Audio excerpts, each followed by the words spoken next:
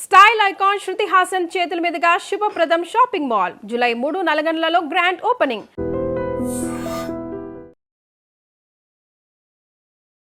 నమస్కారం, welcome to I dream.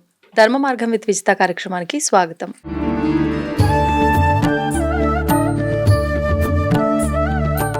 నమస్తే అమ్మా. శ్రీ గురుభ్యో నమః, శ్రీమాత్రే నమః. నమస్తే అమ్మా. ఇప్పుడు సాధారణంగా బొట్టు అనేది మనకు ఆడవారికి పెళ్ళైన తర్వాత వచ్చిందేమీ కాదు. ఇలా ఆలోచిస్తే గనక హస్బెండ్ వెళ్ళిపోయిన తర్వాత బొట్టు తీయాల్సిన అవసరం లేదు అనిపిస్తుంది. కానీ సాంప్రదాయం ప్రకారంగా భర్త లేని స్త్రీలు బొట్టు పెట్టుకోకూడదు. ఇది ఆచరిస్తూ వస్తున్నారు తరతరాల నుంచి. అసలేంటి వాస్తవం? ఈ మధ్య కాలంలో చాలామంది బొట్టు తీయట్లేదు. కొంతమంది ఏమో మా హస్బెండ్కి నేను ఇలా ఉంటేనే ఇష్టం, ఆయన బ్రతుకున్న రోజుల్లో చెప్పేది కాబట్టి నేను పెట్టుకుంటున్నా అంటున్నారు. కొంతమంది బొట్టు ఆయనతో వచ్చింది కాదు, ఎందుకు తీసేయాలి అంటున్నారు. అసలేంటి అంటే వీళ్ళని చూసిన వాళ్ళు వీళ్ళేదో సమాజానికి విరుద్ధంగా ఏదో తప్పు చేస్తున్నారు అనే ధోరణి, వాళ్ళకి అది రైటే అనిపిస్తుంది. అసలు శాస్త్రం ఏం చెప్పింది? మీరన్నట్టుగా భర్త వచ్చిన తర్వాత అయితే బొట్టు రాలేదు. మనం పుట్టుక నుండి బొట్టు పెట్టుకుంటూనే వస్తున్నాం. అంటే మనం హిందువులో పుట్టిన తర్వాత ప్రతి ఒక్కరు, అంటే స్త్రీ కానీ పురుషుడు కానీ బొట్టు పెట్టుకోవాలి. మన హిందూ తత్వం ఎక్కడ తెలియబడుతుంది? ఒక బొట్టులోనే తెలియబడుతుంది. ఇప్పుడు నువ్వు బొట్టు పెట్టుకుంటే నువ్వు హిందువు, అంతే కదా. దీనికి భర్త ఉన్నాడా లేడా అనే విషయం పక్కన పెడితే, నువ్వు హిందువుగా పుట్టావు కాబట్టి బొట్టు అనేది నీ యొక్క కర్తవ్యం, పెట్టుకోవాలి. ఇక్కడ భర్త పోయిన తర్వాత బొట్టు తీసేయాలా అని అంటే ఎక్కడ లేదు, బొట్టు తీసేయాలని అయితే లేదు. బొట్టు పెట్టుకోవచ్చు.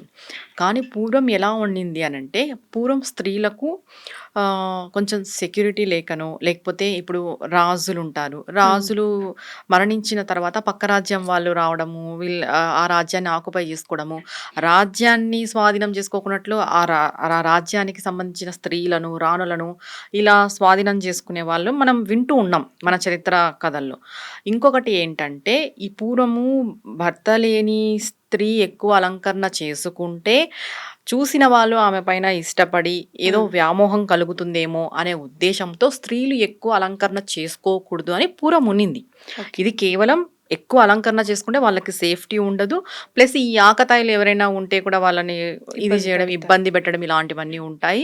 ప్లస్ ఎవరైనా మంచి వాళ్ళు కూడా, ఇప్పుడు అబ్బాయిలు ఎవరైనా మంచి కుటుంబీకులు వాళ్ళు వీళ్ళు ఉంటారు కాబట్టి వాళ్ళు ఏమన్నా వీళ్ళు అందంగా ఉంటే వ్యామోహం పడి ఇబ్బంది పడే అవకాశాలు ఎక్కువ ఉంటాయని ఒక ఉద్దేశంతో స్త్రీలు అలంకరించుకోకూడదు అని చెప్పారు తప్ప, భర్త చనిపోయిన తర్వాత ఇప్పుడు అది లేదు.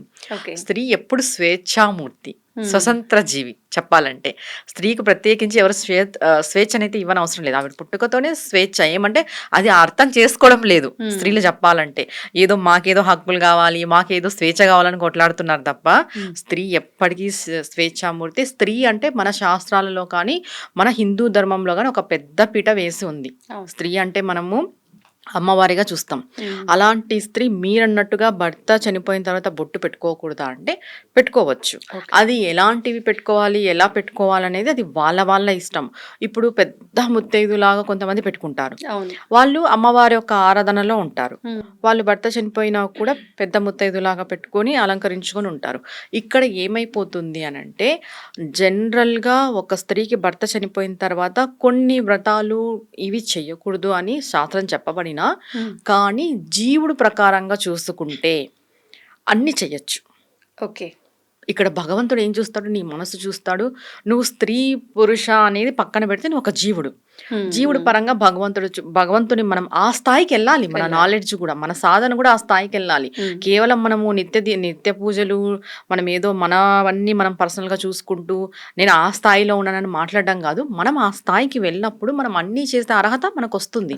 ఇప్పుడు ఒక స్త్రీ ఉన్నారు, విద్యాపరంగా ఉంటారు. ఇప్పుడు వాళ్ళు విద్యాపరంగా ఎలాగైనా రాణించవచ్చు. ఇప్పుడు అఘోరీలు బైగారీలు కొంతమంది పెళ్లి చేసుకున్న తర్వాత సన్యాసం తీసుకుని అఘోరీలు అంటారు. కొంతమంది పెళ్లి చేసుకొని భర్త పోయిన తర్వాత ఈ అఘోరీగా మారిన వాళ్ళు చాలా మంది మనం చూస్తున్నాము. ఇప్పుడు అలా అని వాళ్ళు అలా ఉండకూడదని కాదు, జీవుడు ఇంపార్టెంట్. పెళ్లి అయ్యి ఇప్పుడు పెళ్లి నుండి అంటే పుట్టుక నుండి మనకి ఏవైతే వస్తాయి, గాజులు వేసుకుంటారు, బొట్టు పెట్టుకుంటారు, పూలు కూడా పెట్టుకుంటారు. భర్త చనిపోయిన తర్వాత అవి తీసేయాలని రూల్ అయితే లేదు. అంటే పువ్వులు గాజులు కూడా అంటున్నారా? అంటే ఇప్పుడు గాజులు అంటే భర్త లేనప్పుడు వాళ్ళు ఏ విధంగా వేసుకోవాలనేది అది వాళ్ళకి తెలుసు, వాళ్ళ ఇష్టాన్ని బట్టి ఉంటుంది. ఒక్కటమ్మా, ఇక్కడ ఒక్కరి యొక్క నిర్ణయాన్ని మనం నిర్దేశించకూడదు. ఎవరి నిర్ణయం వాళ్ళది. ఉమ్, ఇప్పుడు అలా అని ఇప్పుడు వాళ్ళు ఒకవేళ బరి తెగించి ఆ విధంగా ఉంటే మనం ఏం చేయలేం దానికి. వాళ్ళు డిసైడ్ అవ్వాలి. మీరు బొట్టు పెట్టుకోకూడదంటే పెట్టుకోవచ్చు. ఉమ్, అది ఏ విధంగా పెట్టుకోవాలి, ఎలా ఉండాలనేది వాళ్ళ యొక్క లిమిట్స్‌లో వాళ్ళు ఉంటారు. అంతే. ఇప్పుడు ఇంకొకటి ఏం క్వెషన్ వస్తుంది, భర్త చనిపోతే అన్ని ఆనందాలకి దూరం కావాలంటే చెప్పలేదు. ఎక్కడ అన్ని ఆనందాలకి దూరం కావాలి, మీరు అది పెట్టుకోకూడదు, ఇది పెట్టుకోకూడదు, ఇలా ఉండకూడదు. వాళ్ళు కూడా మనుషులే. మనుషులే. వాళ్ళు కూడా మనం మనుషులతో సాటిగా చూడాలి. వాళ్ళల్లో కూడా జీవుడు అనేవాడు ఉంటాడు. జీవాత్మనే మనకి ఇంపార్టెంట్. కొంతమంది పరిధులు తెలుసుకొని వాళ్ళు అర్థం చేసుకొని వాళ్ళు ఎలా ఉండాలో వాళ్ళు అలా ఉంటారు. ఉండని వాళ్ళు అనంటే అది వాళ్ళ ఇష్టం. ఇంకొకటి, ఇప్పుడు ఉన్న మన ఈ కలియుగంలో ఒక్కరిని ఒక్కరు క్వశ్చన్ చేసేంత రైట్ లేదు. ఫస్ట్ ఎందుకు రైట్ లేదు అనంటే ఎవ్వరు కరెక్ట్ కాదు ఇక్కడ. మనమేం పైనుండి ఊడి పడలేదు. అంతే. ఫస్ట్ చెప్పాలంటే ఫస్ట్ మనం ఒకరిని క్వశ్చన్ చేసేటప్పుడు మనం ఏంటి, మనం ఎలా ఉన్నాం అనేది మనం తెలుసుకోవాలి. ఫస్ట్ మన లోతుపాట్లు మనం చూసుకున్న తర్వాత ఇంకొకరిని క్వశ్చన్ చేయాలి. చాలా మంది ఏం చేస్తారంటే, ఒక స్త్రీ అలా ఉంది అంటే ఆవిడ ఇలా ఉంది, ఆవిడ అలా ఉంది అని ఆవిడ వైపు మనం మాట్లాడతాం. అది చాలా పాపం. ఆవిడకి తెలిసి ఉంటుంది, ఆవిడ కష్టమేమో ఆవిడ పడుతుంది, ఆవిడ లైఫ్ ఆవిడ ఇష్టం. నువ్వేం ఆవిడనేం ఉద్ధరించట్లేదు, మనమేం ఒకరికేం సహాయం చేయట్లేదు. అంతే. నువ్వు ఉద్ధరిస్తా ఉంటే, నువ్వు సహాయం చేస్తా ఉంటే, నీ వల్ల ఆవిడ బతుకుతా ఉంటే నువ్వు మాట్లాడినా ఒక అర్థం ఉంటుంది. అట్లాంటప్పుడు కూడా మాట్లాడకూడదనే చెప్తాయి శాస్త్రాలు. మనం ఎంతైనా సహాయం చేయాలి, వదిలేయాలి, దాని గురించి మాట్లాడకూడదనే విషయం మనకు తెలుసు.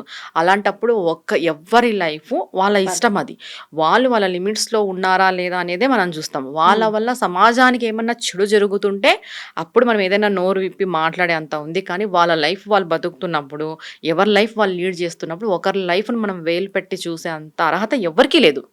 ఎవ్వరికి కూడా లేదు. ఒకరి లైఫ్ని మనం ఏలు పెట్టి చూపించేంత తర్వాత ఎవరికి లేదు. ఎవ్వరు పైనుండి దిగి రాలేదు ఇక్కడ. ఇప్పుడు చెప్పాలంటే కొన్ని పూజలు వాటికి వాళ్ళు చేయకూడదు అంటే, భర్త లేని వాటికి సంబంధించి వ్రతాలు ఇలాంటి వాటికి సంబంధించి వాళ్ళు చేయడానికి అర్హత లేదేమో. కానీ అవి చేస్తున్న వారు కూడా వాళ్ళని కాస్త దూరంగానే పెడతారు. పూజకు సంబంధించిన పనులు ఏమి చేయనీయకుండా అలా ఏదో పక్కకి గెస్ట్ లాగా ఉంచామా అంటే ఉంచామన్నట్లుగా ఇంట్లో వాళ్ళు కూడా చాలా మంది అలా చూస్తూ ఉంటారు. అసలు అలా చేయాల్సిన అవసరం ఉందంట. చాలా చాలా పెద్ద తప్పు. నువ్వు పెద్దగా ఘనంగా వ్రతం చేస్తుంటావు, ఆవిడ వచ్చినప్పుడు నువ్వు బాధపడ్డాము, అయ్యో ఈవిడ వచ్చింది. అసలు ఆవిడ మనిషే. ఒక్కటి చెప్పాలంటే అమ్మవారే అలాంటి అవతారాన్ని స్వీకరించింది. మనకి ఈ దశమహావిద్యలు ఉన్నాయి కదా, దానిలలో ధూమవతి ఒక అవతారమే ఈ అవతారం. అమ్మవారు అట్లాంటిదే ఆ అవతారాన్ని స్వీకరించినప్పుడు సాధారణ స్త్రీకి అలాంటి పరిస్థితి వస్తే నువ్వు అమ్మవారిలాగా చూడాలా, లేకపోతే ఈవిడకి భర్త లేడు, ఈవిడ అక్కడ ఉండాలి ఇక్కడ ఉండాలని చూడాలా? చెప్పు. కొంచెం మినిమం కామన్ సెన్స్. ఆల్రెడీ ఆవిడ భర్త కోల్పోయి చాలా బాధలో ఉంటుంది. అలాంటప్పుడు మనం సపోర్ట్ చేయాలి. సపోర్ట్ చేసి వాళ్ళని ఎంకరేజ్ చేయాలి. ఎందుకంటే భర్త పోవడం అనేది జీవితంలో సగ భాగం కోల్పోయినట్టే, టోటల్ జీవితం కోల్పోయినట్టే. అలాంటప్పుడు మనం సపోర్ట్ చేయకోకున్నట్టు నువ్వు అక్కడుండు ఇక్కడుండు, ఇలా చేయకు అలా చేయకు, అది ముట్టుకోకు ఇది ముట్టుకో, ఏం వాళ్ళు ముట్టుకున్నంత మాత్రాన ఏదో అయిపోతుందా? అలాంటి భావన పెట్టుకొని నువ్వు ఎన్ని పూజలు చేసినా ఎన్ని వ్రతాలు చేసినా ఫలితం సున్నా. సున్నానే అని నేను ఎందుకు అంత ఖచ్చితంగా చెప్తాను అంటే, భగవంతుడు మెచ్చడు. మనం అలాంటి వాళ్ళని బాధ పెట్టి నువ్వు ముట్టుకోవద్దు, నువ్వు రావద్దు, నువ్వు పెట్టకూడదు, నువ్వు లోపలే ఉండాలి, ఎవరికి కనిపించకూడదు, ఇట్లా మాట్లాడుతుంటాం మనం కూడా. నేను కూడా చాలా వరకు విన్నాను, ఇలాంటివి చూశాను. అలాంటి వాళ్ళు ఎన్ని పూజలు చేసినా కూడా భగవంతుడు దానికి ఫలితం ఇయ్యకపోగా పాపాన్ని ఇస్తాడు. చెప్పాలంటే ఒక మనిషిని ఇంటికి వచ్చింది, పూజకి వచ్చింది అనంటే ఆ మనిషిలో దైవత్వాన్ని చూడాలి. ఏమో ఆ రోజు భగవంతుడు ఆవిడ రూపంలోనే వచ్చిండొచ్చు, చెప్పలేం కదా. ఇప్పుడు భగవంతుడు మానవ రూపంలో వస్తారు అంటాం, ఏం భగవంతుడు సుహాసిని రూపంలోనే వస్తాడా? అలాంటప్పుడు మనం ఒక మనిషిని హర్ట్ చేయడం తప్పు. ప్రతి మనిషిలోనూ మనం భగవంతుని చూడాలనుకున్నప్పుడు వాళ్ళలోనూ కూడా భగవంతుడినే చూడాలి. ఎప్పుడైతే భర్త చనిపోతే ఆవిడ దయ్యంలాగా కనిపిస్తుందా? ఎందుకు కనిపిస్తుంది చెప్పండి? మనం అన్ని చాలా అపోహలు పెట్టుకొని ఇప్పుడు పూజలు చేసుకుంటున్నాం. మనసులో ఎన్నో కలతలు పెట్టుకొని పూజలు చేసుకుంటున్నాం. ఒక మనిషిని ఒక మనిషిగా కూడా గౌరవించట్లేదు. అయినా మనం పూజలు చేసేస్తున్నాం. ఏం వృధా, ఏం రాదు. ఇప్పుడు మీరన్నట్లుగా అంటే మనం ఇద్దరము మాట్లాడుకున్నట్టుగా అవేమి భర్తతో వచ్చినవి కావు. మనకు పుట్టుకతో వచ్చిన అవన్నీ కాబట్టి మనం పెట్టుకోవచ్చు, తప్పులేదు. అది వాళ్ళ వ్యక్తిగతం అనుకున్నాం. కానీ పూర్వం నుంచి కుటుంబాలన్నీ తరతరాలుగా ఆ విధానాన్ని ఆచరించాయి. అన్నిట్లో మార్పులు జరిగినట్టు దీంట్లో కూడా ఏదో సమాజంలో మార్పులు జరిగినాయి, మేమేదో ఉద్ధరించినామని చెప్పి ఇది కూడా మార్పు చేసుకున్నారు. అంటే వాళ్ళు ఆచరించింది నువ్వు ఆచరించకుండా విస్మరిస్తున్నావు అంటే ఇది దోషమేమో. అంటే కొన్ని ఆచారాలు పాటించాలి అంటారు కదా, అలా కుటుంబ పరంగా తీసుకుంటే. ఈ విషయం చెప్తా. ఇప్పుడు కుటుంబ పరంగా తీసుకుంటే ఇప్పుడు పూర్వం వాళ్ళు ఆచరించినారు, ఇప్పుడు ఏదో వాళ్ళ ఇంట్లో అలాంటి ఇన్సిడెంట్ జరిగింది, ఈ పిల్ల ఆచరించలేదు. ఎందుకు ఆచరించాలి? ఎందుకు ఆచరించకూడదు అని నేను చెప్తున్నాను అంటే, ఈ అమ్మాయిది చిన్న వయసు అయిండొచ్చు. ఇప్పుడు ఆ అమ్మాయి భర్తను కోల్పోయి లేదా ఆ అమ్మాయికి ఇంకొక లైఫ్, సెకండ్ లైఫ్ ఉండొచ్చు, చెప్పలేం. ఇప్పుడు ఆ అమ్మాయి చదువుకొనింది, జాబ్ చేస్తూ ఉంది. నేను తెల్లచీర కట్టుకొని జాబ్కి వెళ్తాను, పూర్వం మా ఇంట్లో వాళ్ళు ఇలానే తెల్లచీర కట్టుకొని ఉన్నారు అనడం ఎంతవరకు కరెక్ట్? పూర్వం మా ఇంట్లో తెల్లచీర కట్టుకొని ఇంట్లో కూర్చున్నారు, నువ్వు కూడా ఇప్పుడు తెల్లచీర కట్టుకొని ఇంట్లో కూర్చో అంటే ఆ అమ్మాయికి జీవనాధారం ఎవరు? ఎవరు చూస్తారు ఆ అమ్మాయిని? ఒకవేళ పిల్లలు ఉంటే వాళ్ళ పిల్లల్ని ఎవరు చూస్తారు? ఇప్పుడు ఆ అమ్మాయి వాళ్ళ పిల్లల్ని పోషించుకోవాలి కదా. పోషించుకోవాలంటే ఆ అమ్మాయి బయటికి వెళ్ళి జాబ్ చేయాలి. జాబ్ చేయాలంటే ఆ అమ్మాయి నలుగురు ఎలా ఉన్నారో అలా ఉండాలి. ఎందుకంటే ఇది fast generation plus competition society. అలాంటప్పుడు వాళ్ళ నలుగురిలో వెళ్ళినప్పుడు నువ్వు ఇలానే వెళ్ళాలని ఇలా చెప్తాము? తప్పు అది. ఇప్పుడు మనం అప్డేట్ అయినాం, జనరేషన్ మారింది. మారినందుకు నేను శాస్త్రాలని పక్కన పెట్టి తూడ్చేయని చెప్పట్లేదు, కానీ భర్త చనిపోతే ఇవి తీసేయాలనేది రూల్ కాదు. అంటే శాస్త్రంలో లేదా? పూర్వము ఏముంది? అట్లయితే సతీ సహగమనం శాస్త్రంలో ఉందా? లేదు. పరిస్థితులను బట్టి క్రియేట్ చేసుకున్నా. సతీ సహగమనం ఏ శాస్త్రంలోనూ లేదు. సతీ సహగమనం మళ్ళీ సతీ సహగమనం శాస్త్రంలో లేనప్పుడు మనం క్రియేట్ చేసుకున్నదే కదా. ఈ బొట్టు పూలు ఇవన్నీ పెట్టుకోవడం శాస్త్రంలో ఉందా లేదా అనే విషయం పక్కన పెడితే, శాస్త్రంలో ఎవరికి ఇలాంటి సిచ్యువేషన్ రాలేదు. ఇప్పుడు సతీ సహగమనము శాస్త్రంలో ఉంది అని అంటే, దశరథుడు మరణించిన తర్వాత రాముడి వాళ్ళ అమ్మ కూడా మరణించాలి కదా, ఆవిడ మరణించలేదు కదా. జనరల్ గా టాపిక్ చూసుకుంటాయి మనం, ఇవన్నీ మనం పెట్టుకున్నవి. ఇప్పుడు మాంగళ్యము భర్త వేస్తాడు కాబట్టి, కడతాడు కాబట్టి, మెట్టెలు భర్త నుండి వస్తాయి కాబట్టి అవి జనరల్ గా తీసివేయాలి. ఈ బొట్టు కుంకుమ తర్వాత గాజులు పూలు అనేటివి వాళ్ళు ఏం పెట్టుకోవాలి? ఇప్పుడు పుణ్యస్త్రీ కుంకుమ పెట్టుకుంటుంది, వాళ్ళు కుంకుమ పెట్టుకోకున్నట్టు ఏదైనా తిలకమో లేదంటే స్టిక్కర్స్ ఏవైనా యూజ్ చేసుకోవచ్చు, అంతే కదా. ఇప్పుడు కుంకుమ పెట్టుకోవద్దా అని అంటే పెట్టుకోవచ్చు, కుంకుమ పెట్టుకున్నా ఏం కాదు. అది వాళ్ళకి వాళ్ళు తెలుసుకొని వాళ్ళు పాటించుకోవాలి. కానీ వాళ్ళని మనం ఇలానే ఉండని చెప్పే రైట్ మీకు లేదు, నాకు లేదు. ఒక మనిషిని ఇలానే ఉండాలి అని చెప్పే రైట్ ఎవ్వరికి లేదు. అది వాళ్ళ వ్యక్తిగత విషయం.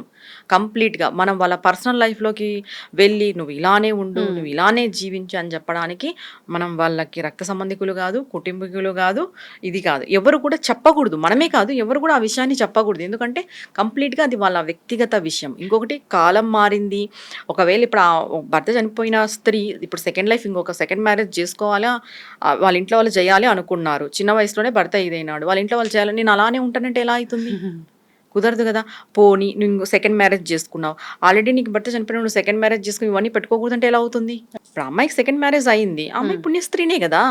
మనం ఆలోచన చేయాలి అంతే. ఇది ఇప్పుడు శాస్త్రంలో లేనివి కూడా ఉన్నాయని చెప్తున్నారు.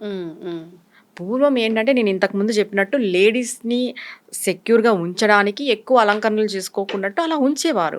ఇప్పుడు ఆ ప్రాబ్లం లేదు. ఎవరికి వాళ్ళే ఆది పరాశక్తులు అయిపోయినారు, ఎవరికి వాళ్ళకి సెక్యూరిటీ ఉంది, ఎవరికి వాళ్ళు వాళ్ళ ఇంట్లో వాళ్ళు సెక్యూర్గా చూసుకుంటున్నారు. ఇలానే ఉండాలనేది అయితే లేదు. ఇంకొకటి, మాంగళ్యము మెట్టలు ఆయన ద్వారా వస్తాయి కాబట్టి తీసివేయాలి. ఇంకా బొట్టు గాజులు పువ్వులు అనేటివి అది వాళ్ళ ఇష్టం, పెట్టుకోవడం పెట్టుకోకపోవడం. మనం పెట్టుకోవద్దు అని చెప్పే అర్హత రైట్ ఎవ్వరికీ లేదు. అది వ్యక్తిగత విషయం, వాళ్ళ కంప్లీట్గా వ్యక్తిగత విషయం. ఎందుకంటే అవి పుట్టుకతోనే ప్రతి స్త్రీకి వచ్చింటాయి కాబట్టి పుట్టుకతో వచ్చిండేటివి పెట్టుకోకూడదని చెప్పడానికి అయితే లేదు. కానీ తీసివేసేటప్పుడు మాత్రం ఈ కార్యక్రమాలు 10 రోజులు జరుగుతున్న ప్రాసెస్లో వీళ్ళకి పువ్వులు తీసేయడం, ఎక్కువగా పూలు పెట్టి అలంకరించి తీసుకెళ్ళి అక్కడికి వెళ్ళాక గాజులు పలగొట్టడం, ఇవన్నీ ఆచరించే వాళ్ళు కదా. అవన్నీ చేస్తారు జనరల్గా, అవన్నీ సుమంగలికి సంబంధించినవన్నీ చేస్తారు. కానీ అవి మనకి పుట్టుకతోనే వచ్చాయి కాబట్టి అవి తీసేయాలని నువ్వు ఒకరిని జడ్జ్ చేసే అంత రైట్ అయితే లేదు. వాళ్ళు వేసుకున్నా కూడా నువ్వు దాన్ని క్వశ్చన్ చేసే అర్హత నీకు లేదు. అది వాళ్ళ వ్యక్తిగత విషయం కంప్లీట్ గా. ధన్యవాదాలు. నమస్తే మా. And for more videos, please subscribe to iDream channel. Subscribe to iDream Media. Please subscribe to iDream. Please subscribe to iDream. Please subscribe iDream. And please subscribe to iDream. For more videos, subscribe to iDream. Please like, share, and subscribe to the channel. Congratulations, iDream. Subscribe to iDream. Subscribe to iDream. So subscribe to iDream Media. iDream ki iDream team andarki huge congratulations. Please subscribe iDream Media. Please subscribe to iDream. Subscribe iDream. Please subscribe to iDream. iDream అంటే నా కళల ఛానల్ను subscribe చేసుకున్న నోరు తిరుగుతలేదు మీరైతే గంట గుర్తు కొట్టండి. For more such videos, please subscribe to iDream. Subscribe to iDream. Please subscribe to iDream. Please subscribe iDream Media. Please do subscribe to iDream. Please subscribe to iDream Media. For best entertainment and information, please subscribe iDream. And don't forget to subscribe to iDream.